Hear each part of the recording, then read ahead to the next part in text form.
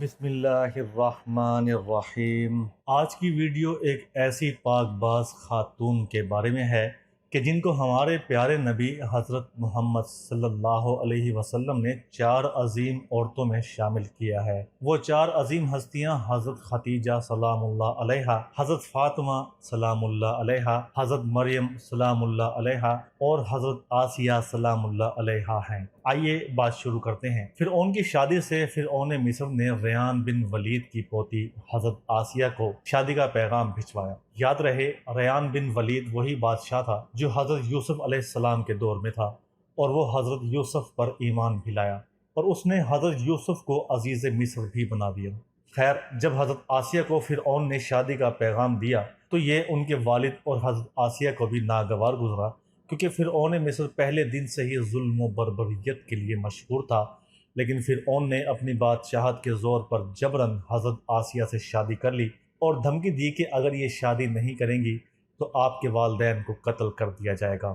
شادی ہونے کے بعد بھی اللہ پاک نے حضرت آسیہ کو فرعون سے محفوظ رکھا اور وہ آپ پر قادر نہ ہوا۔ اس بارے میں مفسرین لکھتے ہیں کہ شادی کی پہلی ہی رات جب فرعون حضرت آسیہ سے ہم بستری کے لیے کمرے میں گیا تو اللہ نے اس پر نیند کا ایسا غلبہ ڈالا کہ وہ ساری رات ہی سویا رہا۔ کچھ کتابوں میں لکھا ہے کہ اللہ نے فرعون کو نامرد کر دیا تھا، جس وجہ سے وہ حضرت آسیہ سے صحبت ہی نہ کر سکا، اور بعض نے لکھا کہ فرعون کو ایک ایسی عجیب بیماری تھی کہ طبیبوں نے اس کی ساری عمر صحبت سے منع کر دیا۔ دیکھا جائے تو یہ بھی حضرت آسیہ کی ایک طرح سے کرامت بھی کہ اللہ نے انہیں کیسے فرعون کے ناپاک جسم سے محفوظ رکھا۔ بعض روایات میں فرعون کی ایک بیٹی کا ذکر بھی ملتا ہے۔ آپ کو یہ بتاتے چلیں کہ وہ لڑکی انہوں نے کسی سے لے کر پالی تھی۔ ایک رات فرعون نے خواب میں دیکھا کہ اس کا محل نابود ہو گیا ہے۔ خوف و دہشت سے اس کا پورا وجود لرزنے لگا۔ اس نے نجومیوں کو بلا کر ان سے اپنے خواب کی تعبیر پوچھی۔ انہوں نے کہا کہ عنقریب بنی اسرائیل کا ایک بچہ تمہارے محل کو نابود کر دے گا۔ اس لیے فرعون نے حکم دیا کہ بنی اسرائیل میں جس کے ہاں بھی لڑکا پیدا ہو اسے فوراً قتل کر دو، لیکن اگر لڑکی پیدا ہو تو اسے قتل نہ کرنا تاکہ اس کی نسل باقی رہے۔ جب حضرت موسیٰ علیہ السلام پیدا ہوئے تو ان کی والدہ نے فرعون کے سپاہیوں کے ڈر سے حضرت موسیٰ علیہ السلام کو ایک صندوق میں رکھ دیا اور دریا میں ڈال دیا۔ دریا سے ایک نہر فرعون کے محل کے پاس سے بہتی تھی۔ یہ صندوق بہتا ہوا اس نہر میں چلا گیا۔ فرعون نے حکم دیا کہ اسے محل میں لا کر کھولا جائے۔ جب صندوق کھولا گیا تو اس سے ایک خوبصورت بچہ نکلا۔ قبطی زبان میں پانی کو مو اور درخت کو سا کہتے ہیں۔ یہ صندوق پانی اور درختوں کے درمیان پایا گیا تھا، اس وجہ سے حضرت بی بی آسیہ رحمۃ اللہ تعالی علیہا نے آپ کا نام موسیٰ رکھا۔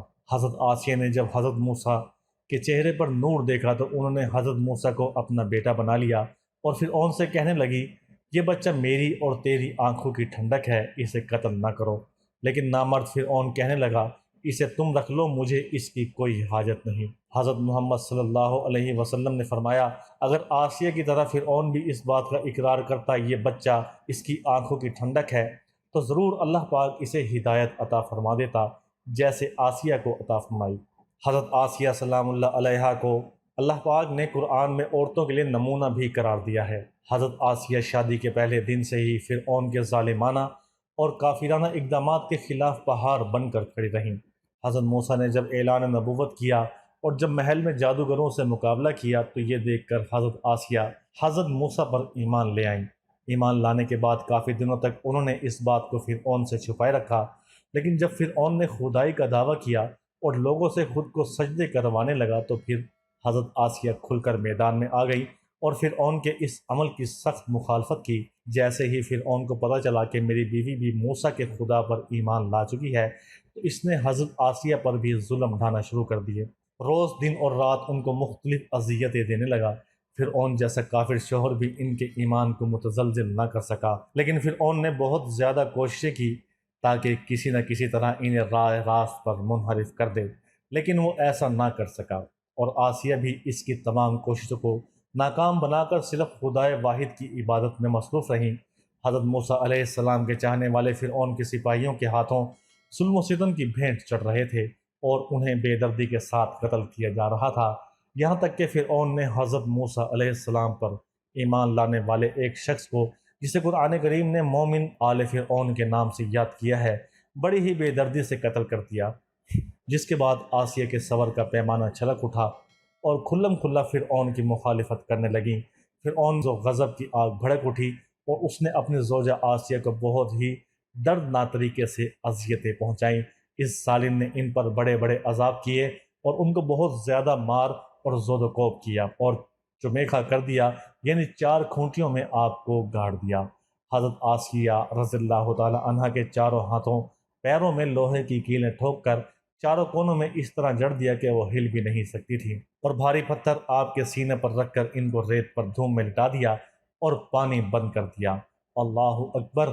ایک دفعہ ذرا سوچے تو صحیح دوستو کہ تنے تنہا عورت اور ظالم و جابر شوہر کا محل ہاتھوں اور پیروں میں کیلیں ٹھوک دی گئی ہیں، گرم ریت پر لٹایا ہوا ہے اور سینے پر ایک بھاری پتھر رکھ دیا ہے، پھر بھی حضرت آسیہ سلام اللہ علیہا ایمان پر عزم و استقلال کے ساتھ ان مصائب کے باوجود قائم و دائم رہیں اور فرعون کے کفر سے خدا کی پناہ چاہی۔ ایک روایت تو یہ ہے کہ فرعون نے حضرت آسیہ کی کھال اتروا دی اور پھر ان پر چٹان کو گرا دیا۔ اللہ اکبر! آپ کا مزار پر انوار مصر میں ہی واقع ہے۔ تاریخ انسانی میں حضرت آسیہ کا ایمان پر قائم رہنا، ان کا صبر اور عزم و استقلال ایک بہت بڑا درس ہے۔ اس میں کوئی شک نہیں کہ عورت کے اندر اتنی طاقت موجود ہوتی ہے کہ وہ ہر طرح کے ظلم و ستم کے آگے پہاڑ بن سکتی ہے۔ اللہ پاک سے دعا ہے کہ وہ ہم سب کی بے حساب مغفرت فرمائے۔